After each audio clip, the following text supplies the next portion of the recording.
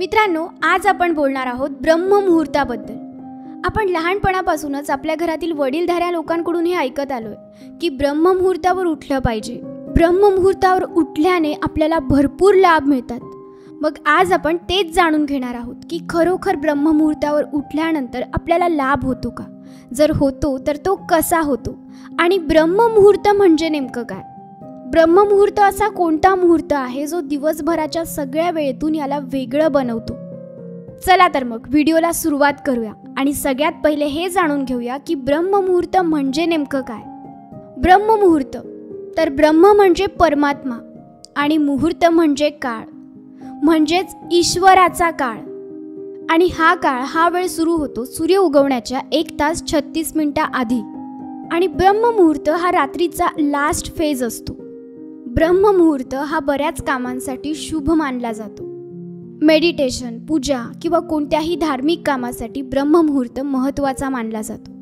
आणि आपण सकाळी जीही कुठली ॲक्टिव्हिटी करतो तिचा आपण दिवसभरातून जी ॲक्टिव्हिटी करतो तिच्यापेक्षा जास्त प्रभाव पडत असतो. आणि ब्रह्ममुहूर्त हा 48 मिनिटांचा कालावधी असतो जो सूर्य उगवण्याच्या 1 तास 36 मिनिटं आधी सुरू होतो आणि सूर्य उगवल्यानंतर 48 मिनिट राहतो. ब्रह्म म्हणजे आपल्या संस्कृतीत ते देवता ज्यांनी या सृष्टीची निर्मिती केली आहे. म्हणूनच ब्रह्ममुहूर्त हा आपल्यासाठी खूप महत्त्वाचा मानला जातो. इतकंच नाही तर शीख रिलिजनमध्ये या काळाला अमृत वेला असं म्हटलं जातं. ब्रह्ममुहूर्त हा रात्रीचा 14वा काळ मानला जातो. म्हणजे पूर्ण रात्रीत 15 काळ असतात, त्यातला ब्रह्ममुहूर्त हा शेवटचा काळ असतो. आणि प्रत्येक काळ हा 48 मिनिटांचा असतो. म्हणूनच ब्रह्ममुहूर्त सूर्य उगवण्याच्या 1 तास 36 मिनिटं आधी सुरू होतो आणि सूर्य उगवण्याच्या 48 मिनिटांआधी संपून जातो. आणि बघा, सूर्य उगवण्याची जी वेळ असते ती जॉग्राफिकल सिच्युएशननुसार चेंज होत असते. प्रत्येक ऋतूमध्ये सूर्य उगवण्याची वेळ ही वेगवेगळी असते आणि म्हणूनच त्यानुसार ब्रह्ममुहूर्ताचा टाईमसुद्धा बदलत असतो. उदाहरणार्थ, सूर्य उगवण्याची वेळ जर 6 वाजेची असेल तर ब्रह्ममुहूर्त 4:24 सुरू होतो. आणि जर सूर्य उगवण्याचा टाईम 7 वाजेचा असेल तर ब्रह्ममुहूर्त 5:24 सुरू होतो. मित्रांनो, खरं तर आपल्याला काही गोष्टी माहिती नाही आहेत. जे सक्सेसफुल व्यक्ती आहेत ना, आजसुद्धा ते सुद्धा या रूलला फॉलो करतात. ते सुद्धा ब्रह्ममुहूर्तावर उठतात. ते याच वेळी उठतात. ते याच वेळापासून त्यांच्या कामाची, त्यांच्या दिवसाची सुरुवात करतात आणि म्हणूनच ते आपल्या सगळ्यांपेक्षा पुढे असतात. आता आपण बघूया की आपण ब्रह्ममुहूर्तावर का उठलं पाहिजे. आणि आपली ह्युमन बॉडी सूर्य आणि नेचरच्या एलिमेंट्सनुसार काम करत असते आणि म्हणूनच आपल्या बॉडीसाठी सुद्धा ब्रह्ममुहूर्तावर उठणं तितकंच आवश्यक आहे. आपण प्रत्येक दिवशी येणाऱ्या सूर्याचं स्वागत केलं पाहिजे. आपण दररोज उगणारा सूर्य बघितला पाहिजे. इतकंच नाही, मी तर हेही ऐकलंय की जे लोक सूर्य उगवण्याच्या नंतर सुद्धा झोपलेले असतात त्यांना सूर्यदेवाचा शाप मिळतो आणि जे सूर्य उगवण्याच्या वेळी जागी असतात त्यांना ब्लेसिंग्स मिळतात. ब्रह्ममुहूर्तावर उठल्याने आपल्याला आतून सुख मिळतं, खूप छान वाटतं. तुम्ही ट्राय केलं नसेल ना तर कधीतरी ट्राय करून बघा. आणि ज्या दिवसापासून तुम्ही रेग्युलर 10 ते 15 दिवस उठाल आणि तुम्ही त्या रुटीनला लागाल ना, तेव्हा तुम्हाला स्वतःलाच खूप सारे बदल दिसतील. आता ब्रह्ममुहूर्तावर जागणं इम्पॉर्टंट का आहे? आयुर्वेदानुसार आपल्या ह्युमन बॉडीमध्ये 3 दोष असतात. पहिलं म्हणजे वात म्हणजे हवा, पित्त म्हणजे आग आणि पाणी, आणि कफ म्हणजे पृथ्वी आणि पाणी असं म्हटलं जातं. आणि या तिघही दोषांचं वाढण्याचं किंवा कमी होण्याचं रिलेशन कालदोषाबरोबर आहे.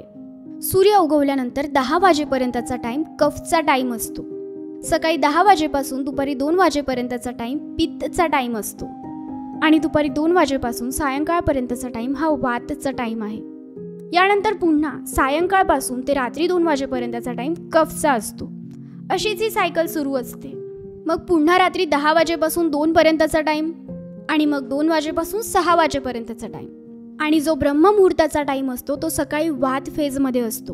आणि असं म्हटलं जातं की मेडिटेशन करण्याची योग्य वेळ ही सूर्योदयाच्या आधीची वेळ असते, कारण त्यावेळी आपलं मन नॅचरली स्टेबल असतं. आणि यामुळे ज्यांना डीप मेडिटेशन करायचं असतं ना, असे लोक ब्रह्ममुहूर्तावर उठतात. आता आपण अशा 6 गोष्टींबद्दल बोलणार आहोत ज्या आपण ब्रह्ममुहूर्तावर केल्या पाहिजेत. बऱ्याच एक्सपिरियन्स्ड आणि महान लोकांनुसार ब्रह्ममुहूर्तावर केल्या गेलेल्या ॲक्टिव्हिटीज आपल्याला स्वतःपर्यंत पोहोचवतात, स्वतःची ओळख करून देतात, बऱ्याच गोष्टींचं रिअलायझेशन करून देतात. आपल्या बऱ्याचशा पुरातन बुक्समध्येही लिहून ठेवलं आहे. ज्यामुळे आपण आपल्या दिवसाची सुरुवात पॉझिटिव्हिटीने करू शकतो. चला तर मी तुम्हाला आता सांगते अशा 6 ॲक्टिव्हिटीज. त्या जर तुम्ही केल्या तर तुमचं जीवन पूर्णपणे बदलून जाईल. फक्त तुम्ही हळूहळू ब्रह्ममुहूर्तावर जागण्याची सवय स्वतःला लावून घ्या.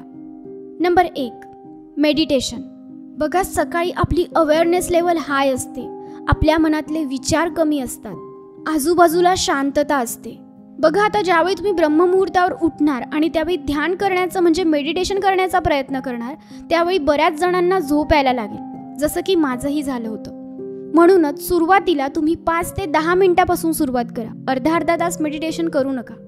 आता सकाळी मेडिटेशन करायचे सुद्धा टाईप असतात. त्यातला पहिला म्हणजे सेल्फ समाधी मेडिटेशन. ही ध्यान करण्याची एक युनिक मेथड आहे, जिच्या प्रॅक्टिसने तुम्ही इन्स्टंट तणावापासून दूर होऊ शकता. हो, तुम्हाला तुमच्या मनातली शांती अनुभव करता येईल. सहज हा एक संस्कृत शब्द आहे, ज्याचा अर्थ असतो प्राकृतिक, म्हणजे कुठलीही प्रयत्न न करता ती गोष्ट आपोआप होणं, आपल्या आतून होणं. आणि समाधी म्हणजे एक आनंदाची स्थिती असते, जिथे आपण शांत बसलेलो असतो आणि आपल्याला आनंद फील होत असतो, काहीही न करता. म्हणूनच सहज समाधी ही एक अशी अवस्था आहे जिच्यामध्ये आपण ध्यान करून स्वतःला खुश करू शकतो. दुसरी गोष्ट जी आपण ब्रह्ममुहूर्तावर करू शकतो ते म्हणजे स्वतःला व्हिज्युअलाइज करणं. ही तीच वेळ असते ज्यावेळी आपला सबकॉन्शियस माइंड सगळ्यात जास्त ॲक्टिव्ह असतो. आणि हा तोच वेळ असतो जो आपल्याला आपल्या हव्या असणाऱ्या सगळ्या गोष्टींचा विचार करायला लावतो आणि त्या मिळवून देण्यासाठी प्रयत्नसुद्धा करायला लावतो. तुमचं मेडिटेशन झाल्यानंतर लगेचच डोळे उघडून तुम्हाला विचार करायचा आहे. ज्या ज्या गोष्टी तुम्हाला मिळवायच्या असतील ना, त्यांबद्दल विचार करायचा आहे. तुम्हाला तुमचं आयुष्य कसं हवं आहे त्याबद्दल विचार करायचा आहे.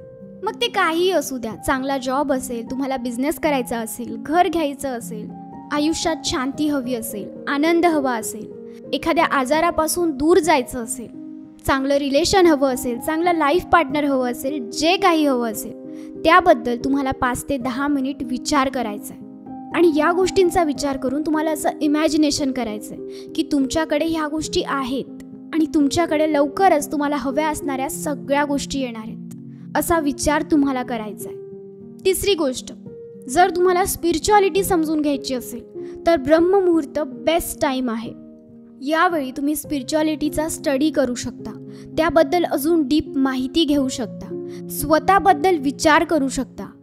आता चौथी गोष्ट जी तुम्हाला ब्रह्ममुहूर्तावर करायची आहे ती म्हणजे प्लॅन युअर डे. तुम्हाला तुमच्या पूर्ण दिवसाची प्लॅनिंग करायची आहे.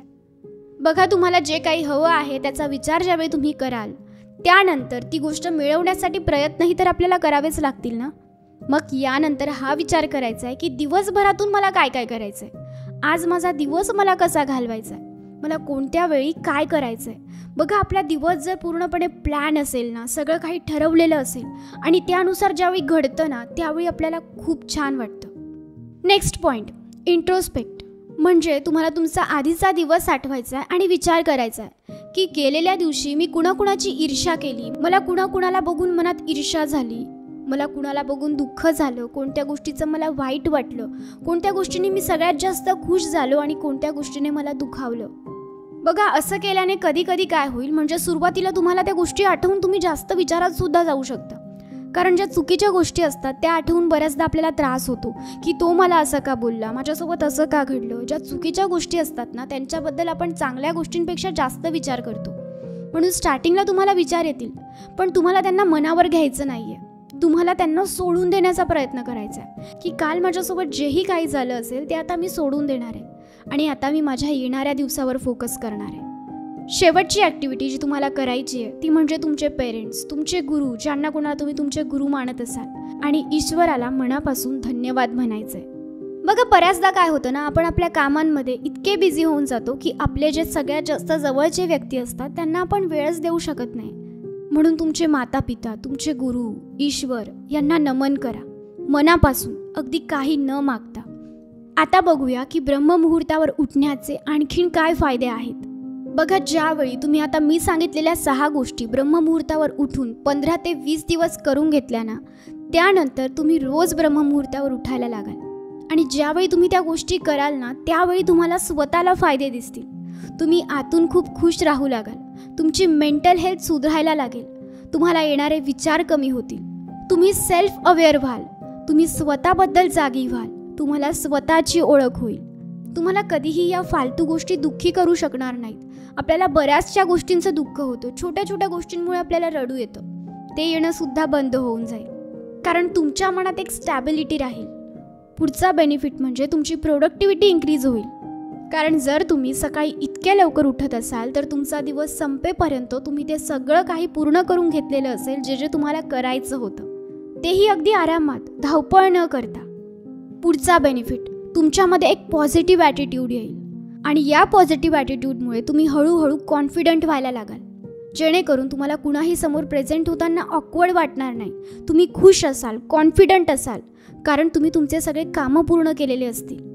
जर तुम्ही ब्रह्ममुहूर्तावर उठताय ना, तर हळूहळू तुम्हाला तुमच्या सगळ्या गोष्टींमध्ये चेंजेस दिसतील आणि यामुळे तुमच्या ॲटिट्यूडमध्ये सुद्धा चेंज होईलच. आणि बघा, कोणत्याही गोष्टीचा रिझल्ट लगेचच मिळत नाही, म्हणून हे सगळं एका दिवसात होणार नाही, पण एक दिवस मात्र नक्कीच होईल. आणि तो एक दिवस असा असेल ज्यावेळी तुम्हाला कुणाचीही गरज पडणार नाही.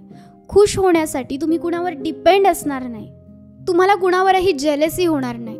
उलट इतर लोक तुमच्याकडे बघून विचार करतील की तुम्ही इतके खुश कसे आहात, तुमच्यात इतका चेंज कसा झाला. आणि ब्रह्ममुहूर्ताच्या वेळी आपला सबकॉन्शियस माइंड सगळ्यात जास्त अवेअर असतो, म्हणून त्यावेळी आपण जे जे काही विचार करतो ते सगळे विचार पूर्ण होतात. तर या होत्या काही गोष्टी ज्या आपण ब्रह्ममुहूर्तावर केल्या पाहिजे आणि त्यांच्याने आपल्याला काय काय फायदे होतात. आता बघूया की अशा कोणत्या गोष्टी आहेत ज्या आपण ब्रह्ममुहूर्तावर नाही केल्या पाहिजेत. सगळ्यात पहिलं म्हणजे ब्रह्ममुहूर्तावर कधीही जेवण नाही केलं पाहिजे, म्हणजे काहीही नाही खाल्लं पाहिजे. दुसरी गोष्ट, अशी कोणती ॲक्टिव्हिटी करू नका ज्यामुळे तुम्हाला खूप जास्त मेंटली ताण येईल. आता इथे असाही प्रश्न येतो की ब्रह्ममुहूर्तावर सगळ्यांनीच उठायला हवं का? मग कोण कोण असे आहेत ज्यांनी ब्रह्ममुहूर्तावर नाही उठायला हवं? तर बघा, जो व्यक्ती पूर्णपणे हेल्दी आहे ना, त्याने ब्रह्ममुहूर्तावर उठलंच पाहिजे. मग कोणी नाही उठलं पाहिजे तर त्यांनी, ज्या स्त्रिया प्रेग्नेंट आहेत, त्यानंतर लहान मुलं आणि म्हातारी काही माणसं ज्यांचं वय खूपच जास्त असेल, फक्त अशाच जणांनी ब्रह्ममुहूर्तावर उठणं अवॉइड केलं पाहिजे. बाकी आपल्यासारख्यांनी ब्रह्ममुहूर्तावर उठलंच पाहिजे. आता काही जणांना असाही प्रश्न येईल की मग ब्रह्ममुहूर्त संपल्यानंतर आपण पुन्हा झोपू शकतो का? बघा, खरं तर ज्यावेळी तुम्हाला ब्रह्ममुहूर्तावर उठण्याची सवय होईल ना, त्यानंतर तुम्ही रात्रीसुद्धा लवकर झोपायला लागाल. तुमच्या रात्रीच्या ज्या तुम्ही काही गोष्टी, टाईमपास, विचार, हे सगळं करणं बंद होऊन जाईल. तुम्हाला रात्री लवकर झोप यायला लागेल. त्यामुळे तुम्हाला आपोआपच ब्रह्ममुहूर्तावर जाग येईल आणि त्यानंतर तुम्हाला झोपावंसं निश्चितच वाटणार नाही. पण तरीही जर तुमची इच्छा असेल, तुम्ही ब्रह्ममुहूर्तावर उठल्यानंतर काही गोष्टी झाल्यानंतर योगा करा आणि योगानंतर तुम्ही शवासनामध्ये काही वेळ झोपू शकता. आणि खरं तर हे ट्राय कराच. तुम्ही योगा केल्यानंतर ज्यावेळी शवासनामध्ये झोपाल ना, त्यावेळी ती तुमची झोप तुमच्या रात्रीच्या झोपेपेक्षा निश्चितच खूप वेगळी असेल. आता काही जण म्हणतील असं थोडी असतं, झोप तर झोप असते. पण नाही, ट्राय करा, तुमची ही झोप वेगळी असेल. शवासनाच्या काही वेळेच्या झोपेनंतर तुम्ही फ्रेश फील कराल. तुमच्या आतला सगळा लेझीनेस निघून जाईल. पण हां, असं अजिबात नाही आहे की तुम्ही ब्रह्ममुहूर्तावर उठलात, त्यानंतर तुम्ही योगा केला आणि शवासनात झोपलात तर तुम्ही डायरेक्ट 10-11 वाजता उठाल. अजिबात नाही, तुम्हाला लवकरच उठायचं आहे. तुम्ही ह्या गोष्टी ट्राय करून बघा, तुम्हाला खरंच खूप सुख मिळेल, एक आत्मिक सुख. बघा, ब्रह्ममुहूर्ताच्या वेळी अर्ध्यापेक्षा जास्त जग झोपलेलं असतं, त्यामुळे आजूबाजूला खूप शांती असते. आणि जरी सगळ्यांनी ठरवलं ना की मला ब्रह्ममुहूर्तावर उठायचं आहे, तर अर्ध्याहून कमी, त्याहूनही कमी लोक उठू शकणार नाहीत. कारण या गोष्टी तेच लोक करतात ज्यांना खरोखर काहीतरी करायचं आहे, ज्यांना खरोखर काहीतरी मिळवायचं आहे, ज्यांना खरोखर स्वतःला शोधायचं आहे आणि ज्यांना खरोखर आयुष्यात खुश राहायचं आहे. तर हां, तुम्ही ज्यावेळी ब्रह्ममुहूर्ताच्या वेळी उठता त्यावेळी अर्ध्याहून जास्त जग हे झोपलेलं असतं, त्यामुळे आजूबाजूला पूर्ण शांती असते आणि ती शांती हळूहळू आपल्याला इतकी आवडायला लागते की मग आपल्याला त्यासारखं सुख अजून कुठेही मिळत नाही. आणि इतकंच नाही तर या कलियुगात ब्रह्ममुहूर्ताचीच वेळ एक अशी वेळ आहे जेव्हा तुम्ही सतयुगाची थोडीशी अनुभूती घेऊ शकता. आणि सपोज तुम्ही एक आर्टिस्ट असाल, तुमचं काम काहीतरी क्रिएटिव्ह करणं असेल, तुम्हाला काहीतरी क्रिएटिव्ह गोष्टी करणं आवडत असेल, तर तुम्ही या वेळाचा जास्तीत जास्त फायदा घेऊ शकता. आता हा व्हिडिओ संपवण्याआधी एक आणखी महत्त्वाची गोष्ट तुम्हाला सांगते. मी ज्याही कोणत्या गोष्टी तुम्हाला आता ब्रह्ममुहूर्ताबद्दल सांगितल्या त्या 100% खऱ्या आहेत. तुम्ही त्यांना ट्राय करून बघा. तुम्हाला असा अनुभव मिळेल जो अजूनपर्यंत कधीच मिळाला नसेल. फक्त अनरिअल आणि इमॅजिनरी एक्सपेक्टेशन्स न ठेवता ही गोष्ट करा. तुम्हाला ते मिळेल जे आतापर्यंत कधीच मिळालं नसेल. आय होप की तुम्हाला हा व्हिडिओ आवडला असेल. व्हिडिओ कसा वाटला ते कमेंट करून नक्की सांगा.